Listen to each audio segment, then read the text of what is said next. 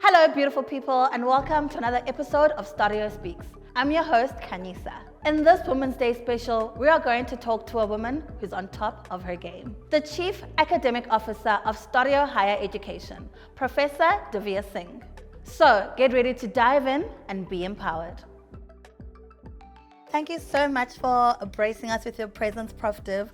We are so excited to have you feature for our Women's Month edition of the podcast. So we're going to dive straight into the questions and we can just get it rolling, right? My pleasure. Cool.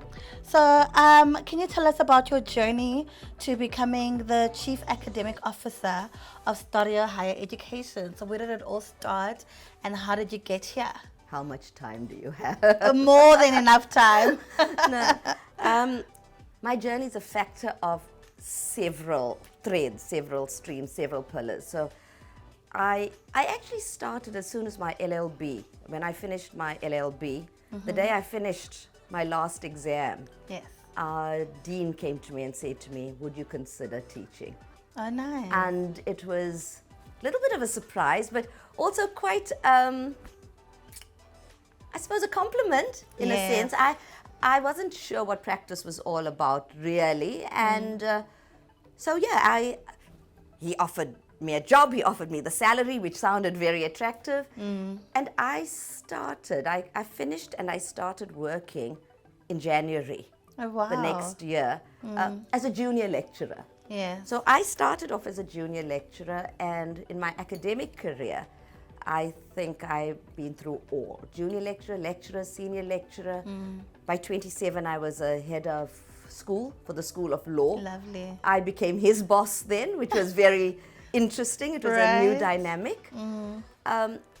But I also enjoyed teaching. That was a big passion for me always, but I was very inquisitive. I was inquiring about what happened, and I was fortunate enough that I then became the Vice Chancellor's representative on disciplinary hearings. And I saw what a registrar does. Yes. And with the law background and the administration and the regulation, I quite enjoyed that. And I thought, if I ended my career, where would I like to be? And I thought I'd like to end my career as a registrar, a university registrar. And you thought about that only at 27? Very early. Honestly, I decided then.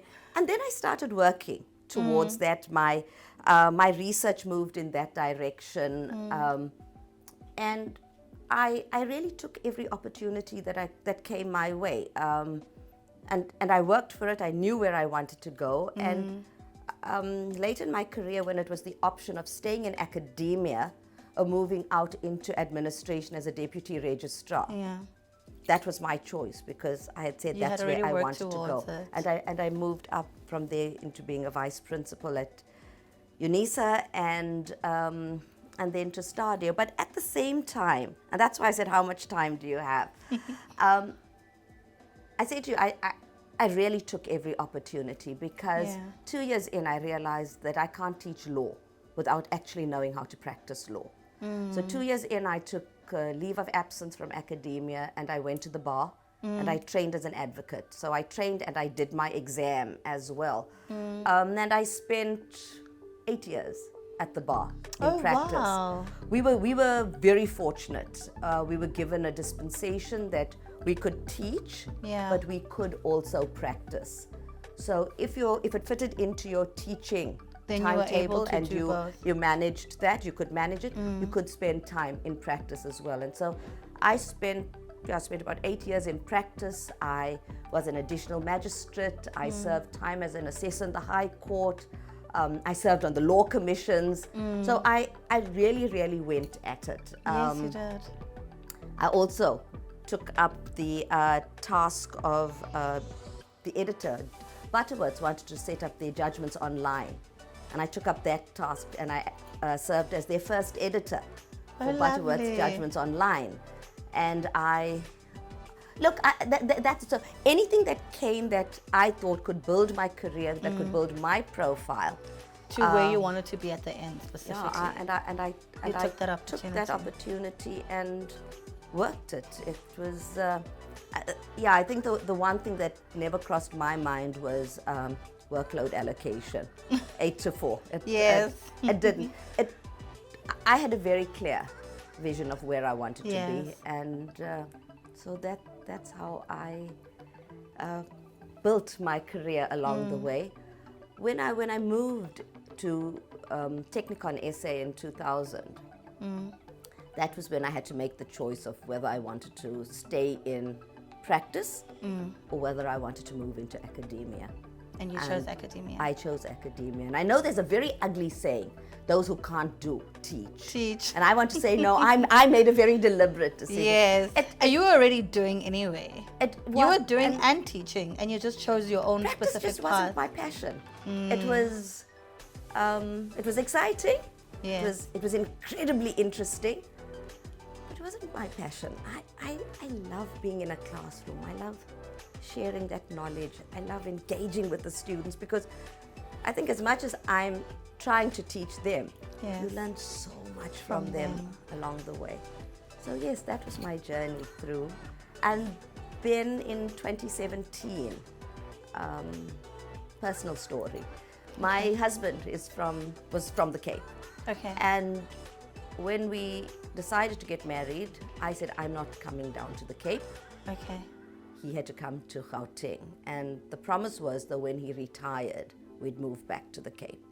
Okay. And yeah, 2002, such a long way away, you can make those promises. Yes. But in 2017, he retired. And so promise is a promise. We had to move down to the Cape. And so I then resigned my position at UNISA and had to find a job in the Cape. In the Cape. And the job that then came up was at STADIO. Yes. To work as the STADIO was setting up then at the time when I started in 2017. It was before we were listed. Yes. And then that was the job that was offered to me, and that was a job that I thought could be exciting. I'd never Yes. worked in private higher education before. And So it could have been a nice transition. A new it was journey a new completely. experience. Yeah, so that's how I ended up here. That's lovely. Such a beautiful story. Could you tell us what your main responsibilities? What are your main responsibilities as a CAO at STADIO Higher Education?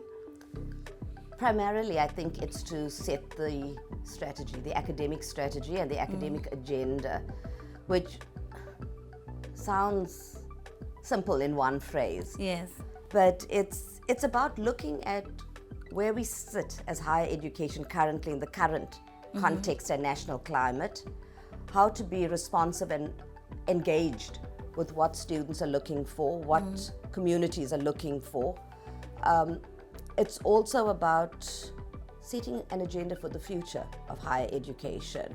We need to look at the macro trends, the micro trends, and ensure that STADIO is relevant, which means we also need then to pick up on what's happening globally and what's happening nationally.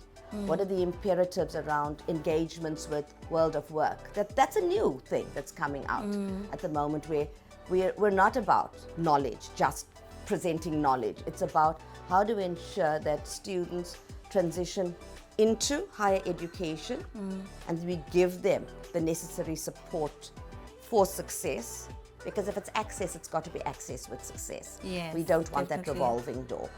Then it's their journey through, their transition through higher education, and that's their student journey and their student experience. It's got to be an experience where students feel like they have learned something. But my belief, and I think it's STADIO's mission, is also that we don't want our students leaving as discipline experts, but without having any understanding of what it means to be a responsible citizen. Yeah. So social responsibility is integrated through our teaching. And then the important factor now, as I said earlier, world of work needs to be integrated during the teaching process, but it's also the transition into the world of work. So we at STADIO want to say that our graduates are employable. Yes. That employers and industry are looking for our graduates, but more than that, that our graduates, if they want to, can also go out and start their own business. They're equipped with the skills of entrepreneurship to be able to go out and hold their own in a business environment, knowing what they do. So that's what I mean when I say set the strategy for STADIO. It's the all-encompassing academic project for the now, but also you need to build towards the future, because it doesn't happen overnight.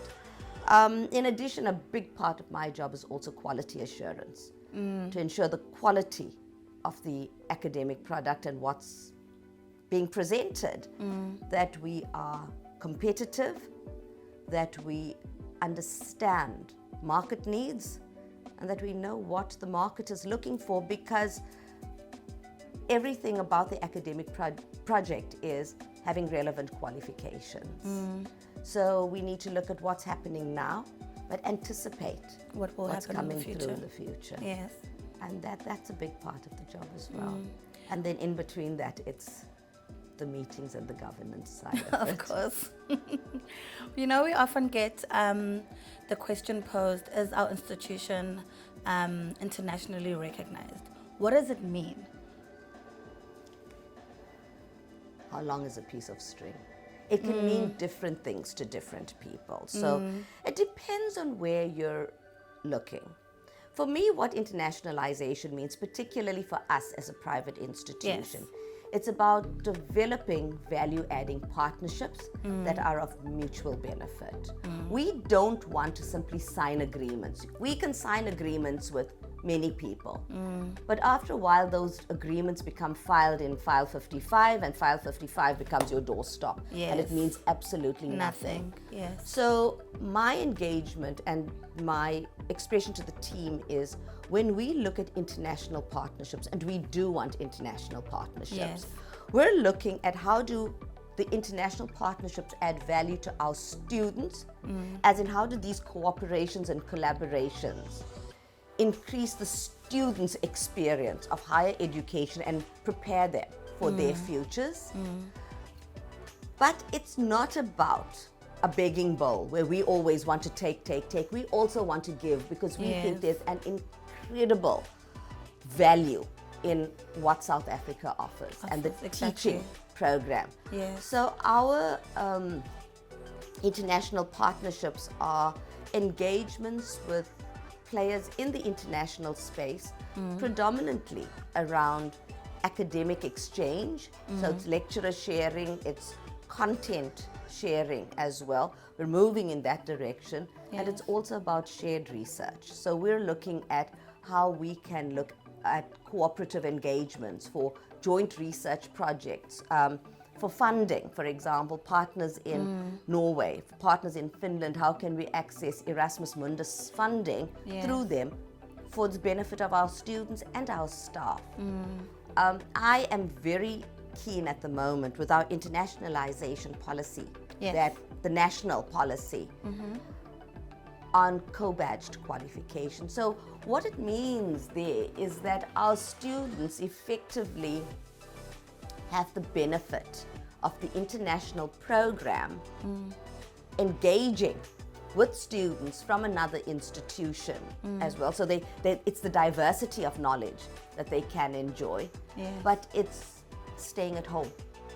So it's a lot about internationalization at home, and we will select specific modules for the co-badging where either lecturers from an international university or our lecturers in a joint class will offer the classes, and that's where the online classes come in very useful, because you can it bridges that geographical divide completely. So that's very useful. So for me, that is what internationalization means. It is not about counting the number of agreements that you have or number of times you've met with somebody. It's about value add from that cooperation. Beautiful, beautiful.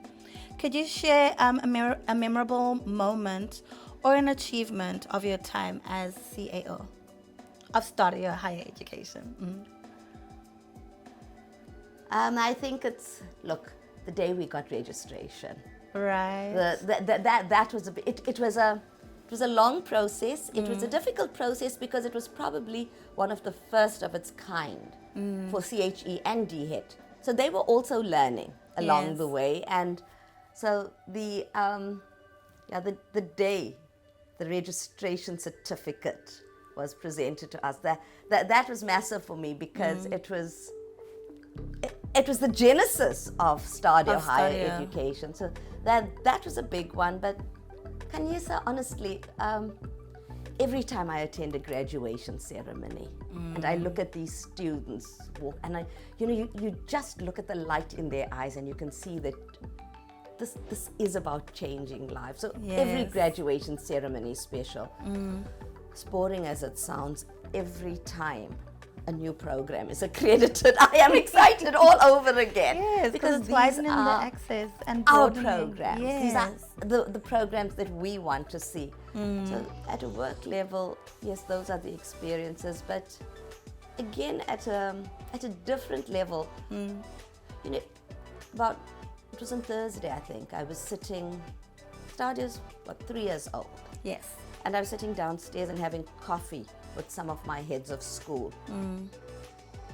And I watched them interact and engage, and I realized we've actually established the team. They were teasing each other, they were laughing with each other. There was a coherent team that could talk about where we want to go together, what our challenges are. But it wasn't all doom and gloom and overworked and overwhelmed. There was an excitement. Yes. And if I went home that day and I was telling my husband about it, and it was a big moment for me. It's that that aha moment when you realize you've turned it there. They formed the team. They're part of the passion. They want to make STADIO a success. And I think there were about 7 of us sitting together. It was so nice for me to see them engage and interact. So yes, at different levels there are different moments. Of that come course. up. Of course. I love how passionate you are about speaking of and seeing how STADIO started and where the team is now, and how you can probably comprehend growing it to see where it is that you're going, and your vision's finally unraveling in front of your eyes. It is. Yes. It really is. And look, the one thing I'll tell you about me is I'm not afraid to try something different. I love innovation, and I love new things. And so sometimes I think you make a mistake, but you learn from the mistake, you move on, you identify where you went wrong, you say sorry sometimes. Yes. And then you just try and correct it and do it better. You correct and move on with it. But Definitely. that's the exciting thing, to see this vision unfold and to see the team beginning to buy into it and move with the vision. And I think that for me is incredibly exciting, because really the academic project at STADIO cannot ever be one person or 2 or 3 people. Yeah. If we don't get everyone on board and excited, equally excited, it's not going to happen. On this Women's Month, can you share maybe some strategies you found effective for overcoming gender-related barriers within your career? Yes. For me, the one strategy that I picked up on it, and it arose out of a personality flaw.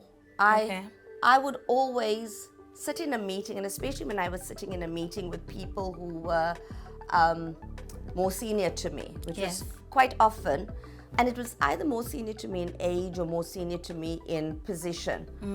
I would always start off, if I had anything to say, by apologizing for what I was going to be saying, and almost apologizing for taking their time, but I think I'd like to say, kind of thing. And that was something that I realized very quickly was not a good. If you want to engage, and if you want to be taken seriously, and if you want to be part of the bigger agenda, you need to be confident in what you're saying. And perhaps it was the legal training also, but I've always been, if I go into a meeting, I am always very well prepared. I like knowing what the issues are. I like knowing what I'm going to be saying and think about it beforehand. Yeah. And so I could never understand why I was apologizing. Because for you've what already prepared for I it. was saying, because Yes. I really thought it would make a contribution. So that was a strategy that I learned. And the other strategy is not to take contradiction personally. Okay. If someone contradicted me or someone said something differently, or if I made a proposal and it was not accepted by the group, I would at the beginning take that very personally. And it was all about me. And it affected me for the next 2 or 3 items on the agenda as well. And I've learned over time that that's not how it works. You need to move on. Yes. The decision's been taken. You win some, you lose some. You can't always be the best, or it's always your ideas. And I then was asked actually over time to do some, I think it was a Women's Day workshop that I did for a group of women, and what leadership means for us. And that's when I did a lot of reading around the issue, and I realized that it is a common trend. It's what we do. It's how women interact, and there is a real theory around how men and women behave differently. They do. And I'm not saying that you need to learn to be aggressive. I don't believe in that. I actually find aggression obnoxious. I don't think women need to be aggressive. I think you need to be assertive. Yes. I think you need to believe in what you're saying. You need to be confident, and you need to be prepared. Yes. Those were really the strategies that I adopted. The other is not to be emotional. And when I say emotional, I don't mean not to have passion about what you're doing, but do not cry. When you don't get your way, don't sit there and cry. Don't make being a woman about being a victim. It's not because I'm a woman that they disagreed with me. They disagreed with you because maybe they didn't support the idea. Yes. And that's the reality of it. And it's very true. It's very easy for people to say, oh God, these women are so emotional, or it's PMT, or if you're my age, it's menopause kind of thing. Yes. That's the worst kind of character trait to portray. Yes.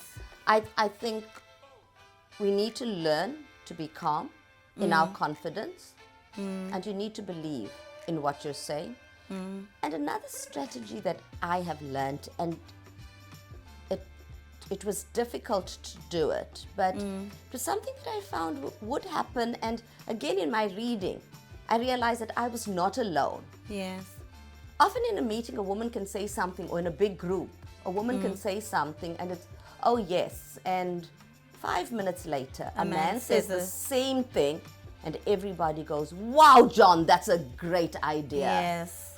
And at the beginning, I would keep quiet, and my idea, John's idea, did it matter really? As long as the idea has been posed. But then I realized, no. Yes. No, that's behaving like a wallflower, quite frankly.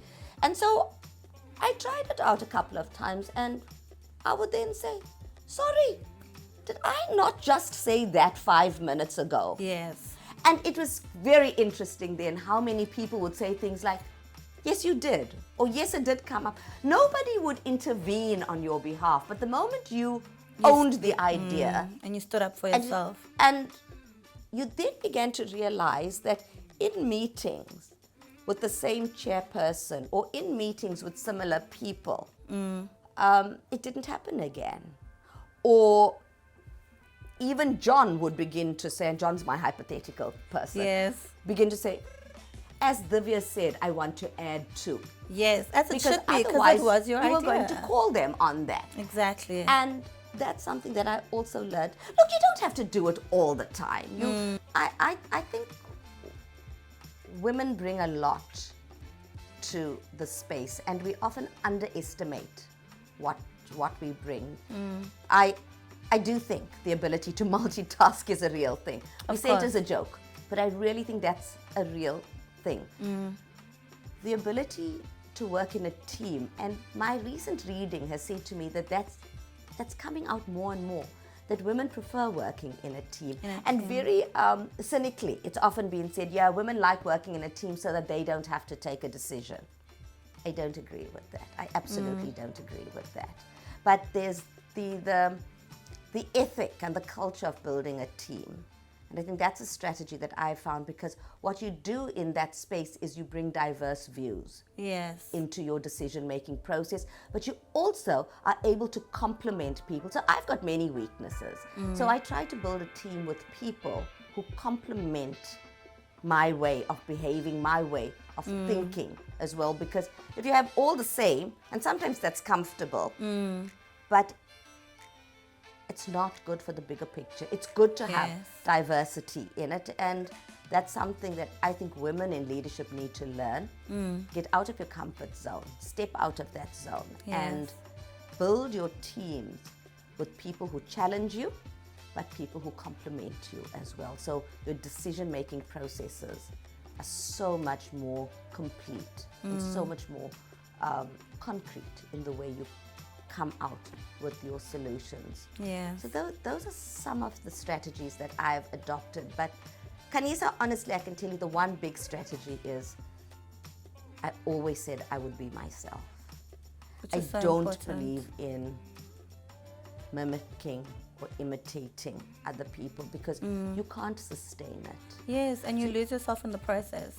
Totally. You've got to identify your leadership role, your leadership style, and you've got to grow it. You've got to equip yourself with the tools to support your leadership style and the leader that you want to be. Who's that person that you want to be? And what are all the arrows that you want in your quiver? And then you need to go out. It doesn't fall from heaven there. It's hard work. So I've done an incredible amount of reading, but also very aware that many of the books have been written as a generic experience, or by men. I think that's what you're going to say. And I do not believe in womanhood being a victim.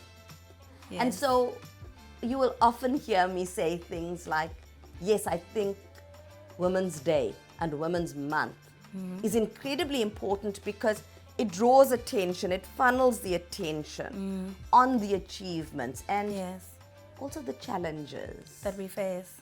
But I look forward to the day when every day is Women's Day. Right. Every month is Women's Month. Exactly. And I think that's what we must go for. Yes, for sure. That would be my real parting shot. Don't mimic, don't imitate. Be yourself, but grow yourself into who you want to be as that special leader. What books would you recommend? Like maybe top 3 books you'd recommend for self-development, for women, just to grow and empower themselves in? What were your top 3 reads? I can't tell you.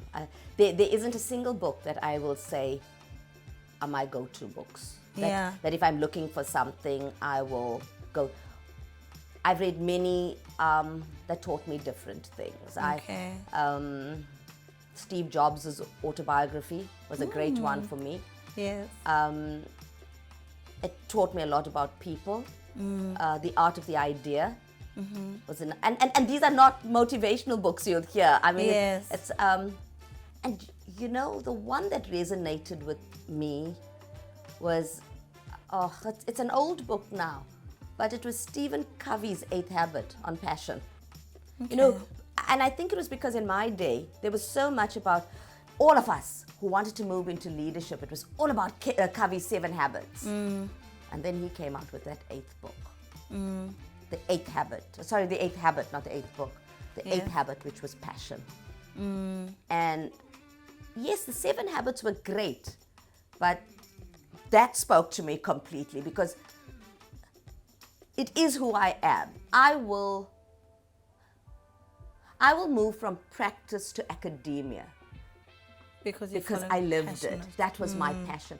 I will work the hours that I work. I will come up with new ideas. I will spread my wings as far and as wide as I can. Yes, because you're passionate about it. I so enjoy what I do. And you believe in it. I do believe in it. And I think that was it. But I honestly would be disingenuous if I said to you, these are my top 3 books. Okay.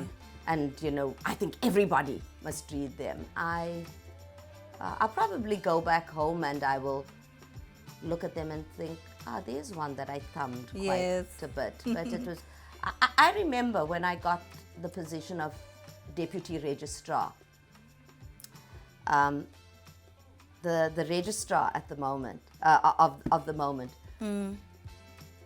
put 2 books on my table and he said to me, Divs, read them.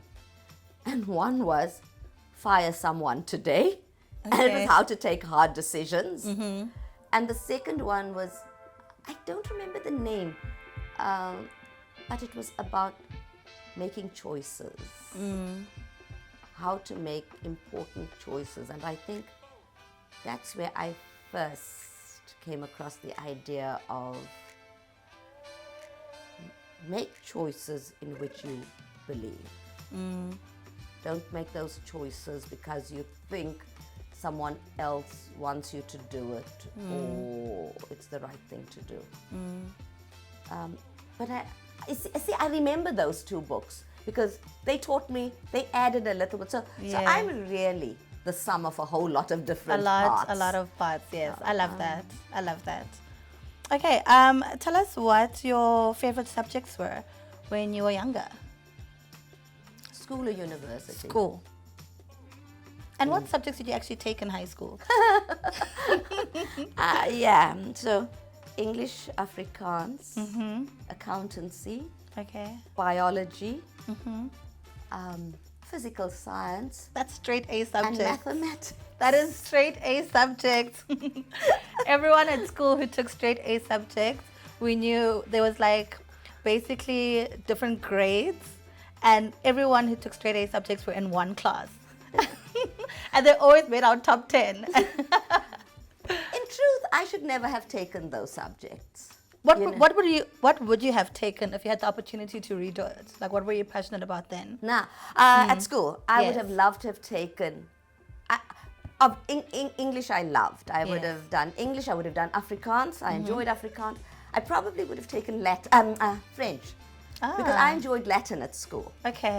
At university, I had to do Latin. Okay. So, and I really did enjoy Latin. I probably would have taken French because I enjoy languages. Yes. I would have taken history.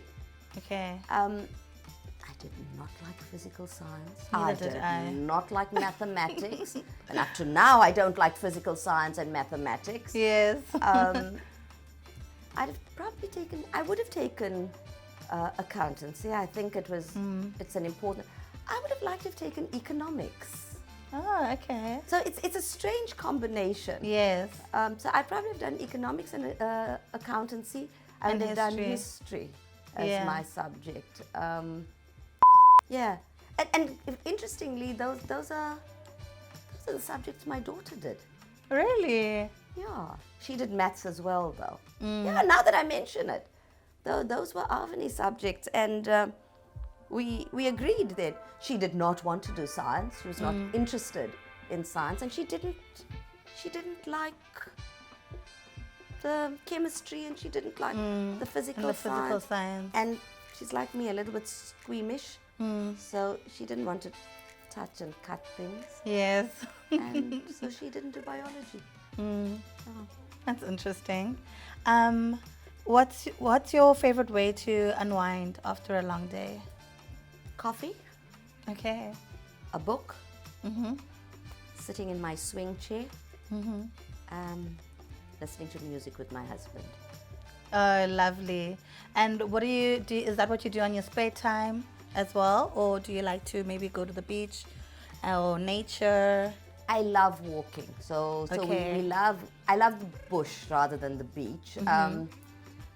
I can go for walks in the bushveld. I like walking in nature.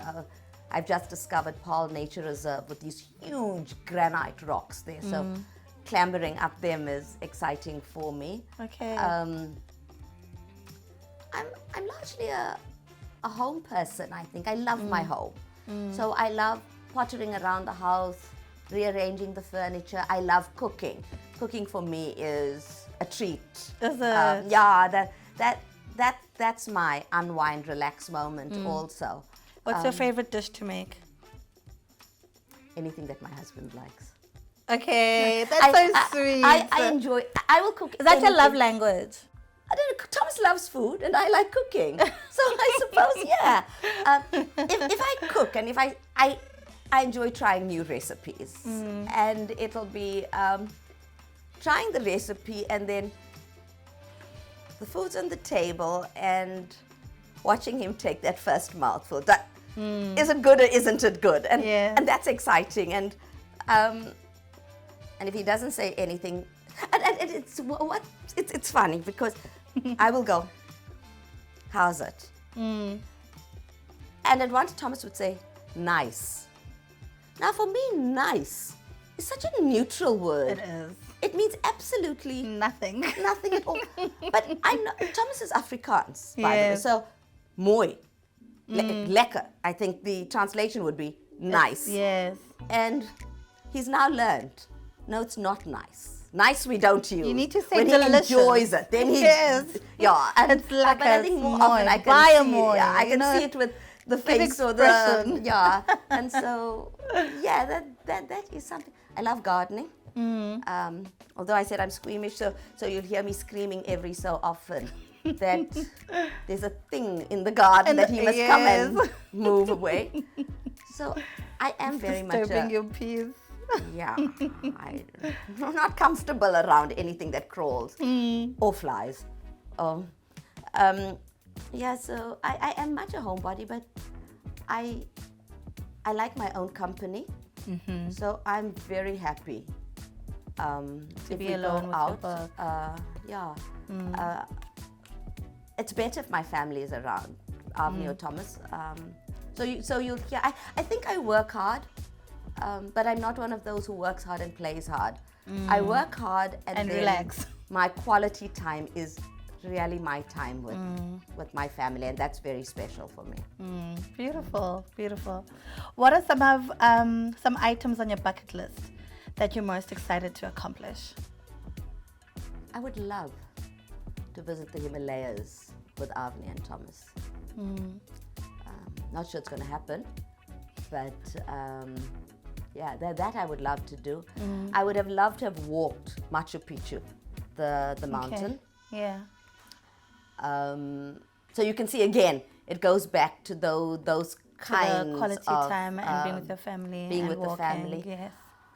I would love to do a doctorate in business leadership. My husband said he will divorce me the day I start studying again. Oh no. So that was a bit of a choice. I think I will do it one day, but I will do it just because I'd like It's just to something do. that you're able I'd to like take to on. do it, and if you ask me why, I don't know why. Is it because I want to confirm that what I've been doing and my way of thinking about leadership is correct? Is it because I think I can add something to the body of knowledge around leadership and develop a framework? Because I sometimes feel that I'm a little bit of a maverick in my thinking. I come from left field. I'm not always about read all the books and be self-motivated. And it's not about the title. It's got nothing to do with another title. doctorate. Yeah. It doesn't mean anything to me, but that's something. You just feel like you could give more. I could give more, and I also think that I could learn more. But look, I'm in the last 5 years of my career now. So I'm in retirement at 65. When I'll probably only do it after 65. You right? But Really? but yes, that's something that I think I would like to do. What are some things that you've already ticked off your bucket list? Let's say things that you feel like you've always wanted to do and like you finally were like, okay, I've done that. Maybe you can give me like 3. The one thing that I said always was that I wanted to end my career in higher education leadership. Beautiful. And that was a goal. Yes. I don't know whether it was my bucket list or whether it was my dad's bucket list, but Okay. I wanted. No, let's leave that. Okay. No, my father would have loved me to have gone into practice, and I had the opportunity at a time to serve time as a judge on the bench in the Free State, and it was a big choice whether I took it, but it would have required 6 months off from work. And I remember Professor Pitiana, when I went to him, he was our vice chancellor, and he said to me, "Dibs, do you really want to do that?" "No, I can't. You won't even be good at it. You're going to be a registrar." And so no, scrap that. What's on my bucket list? I wanted to end in higher education. Okay, this sounds. Doesn't have to be a significant thing. It can be a small thing I too. always wanted to own a sports car. Okay. Which is Lovely. Very exciting. Nice. I love cars. I absolutely love cars, and I like fast cars. Yes. But that said, I do pay my speeding fines. I drive fast and I pay And you my pay fines. your fines. I think that's the right thing Yes, to of do. course. I mean, if you're going to take the not pleasure, you own- take the pain that comes with it. Definitely. So yes, I've had that big benefit, and the third thing is again very personal. For my daughter to call me friend, and I think she does. Oh, that's beautiful. I think That's such a beautiful mom moment. We have a very good relationship, I Yes. think, and look, I was young when Avni was born, and I think we had our moments, but I think we're good friends now, and I enjoy that. Oh, that's so beautiful. I love that. We can cut the cameras now, guys. I'm joking. I'm joking. If you could have dinner with any historical figure, who would it be and why? Jesse Jackson. Okay, why? We all quote the "I have a dream" speech. I would love to understand what was really in his mind when he wrote it. And I'd love to, and maybe it's a cynic coming out in me. When he wrote it, did he envisage any part of it, or how much of it at the time did he think would be realized, could be realized? How much did he know was going to be an aspiration and never realized? And I've read it many times, and I've looked at sections of it, and yes, I mean, he could speak it today, and it would be as relevant, I think, in many, many countries, and in many, many states, and in many, many spaces. And did he, when he wrote it, did he write it because he believed that it could be realized? Or was he putting it out there as a lens? Or did he write it because he knew it was going to make an impact, just for the impact factor? And you know what? I so want to believe that he didn't write it for the impact factor. He wrote it because he believed it would make a difference there. And after that, and we all quote that speech of his, but he's made so many where you see it coming through. He had a real passion. So, and if I could sit and have a real heart to heart, I'd like to talk to him sometime. Beautiful. Okay, if you could travel back in time to meet your younger self, what advice would you give her? Not to be so hard on herself. And, I'm my own worst critic. And I'm a vicious critic of myself. I refuse to believe that anything that I've achieved is exceptional. I mean, I think many people have achieved much more than I have, and they've done it better than I have, and they've contributed a great deal more. And so when people say things to me like, "Oh, Divs, that was good," or I laugh it off as being something insignificant. But I think you need to believe in yourself, because if you don't believe in yourself, it's difficult for other people to believe in you. Ooh, that So is so I would say to myself, cut yourself some slack. You don't have to be perfect. You really don't have to be perfect. You can still be, you can still make a difference.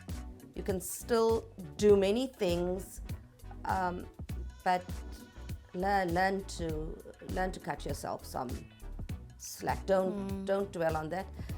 And Kanisa, honestly, the other thing that I would say to myself is, be passionate about your work as you are, but just balance it a little bit better. I was incredibly driven when I was younger. I would take anything. If I tell you, when I started, I was lecturing, I was the editor, I was teaching in the evenings at another institution, because I wanted to build up as much experience as I possibly could. I was external examiner. And then, what was it? 2 years in, I said, I went to the bar to do my bar exam as well.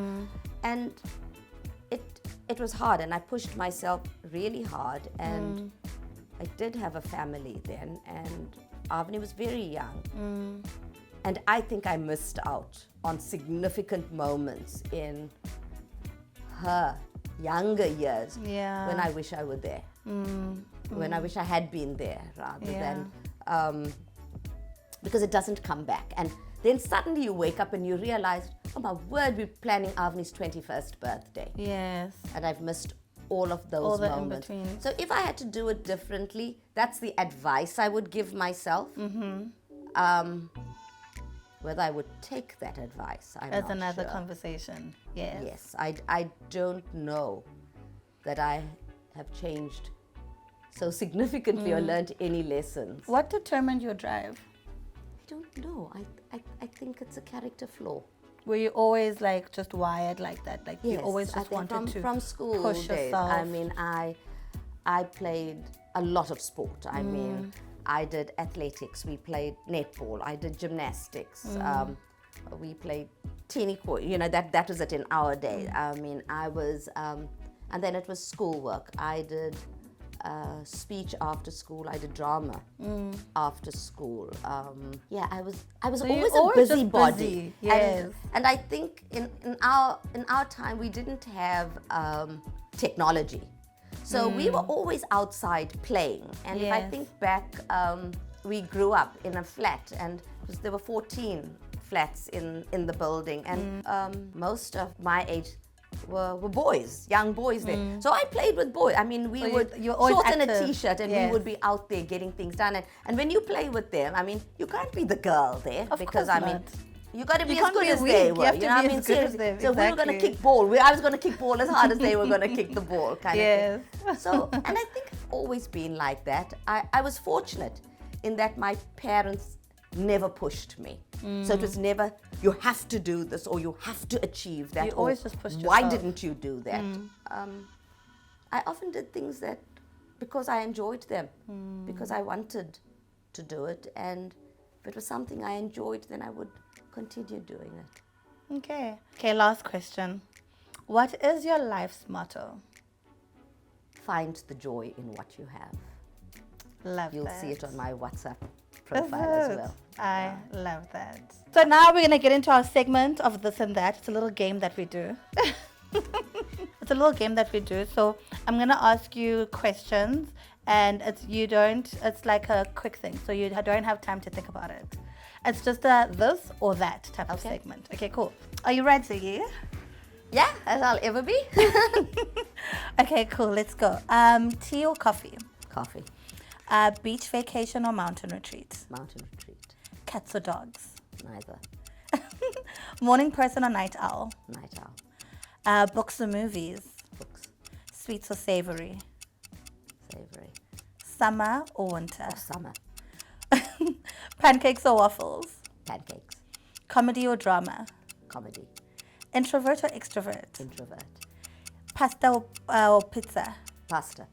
And then last one, early bird breakfast or brunch? Brunch. Brunch. Thank you so much for such a beautiful interview. Thank It you. was so lovely getting to know you, and I'm sure our audience will have an absolute bliss with this. Wow, what an explosive episode. I've really been empowered to rethink my career and my thinking. This Women's Month, I'd like to thank pioneers such as Professor Singh, who light the way for others to follow. I'm so proud to be a part of STADIO Higher Education, where one generation of women make space for the next. So on behalf of STADIO Speaks team, we wish you a happy Women's Month, and we cannot wait to see you in the next episode. So it's a bye from me. Bye.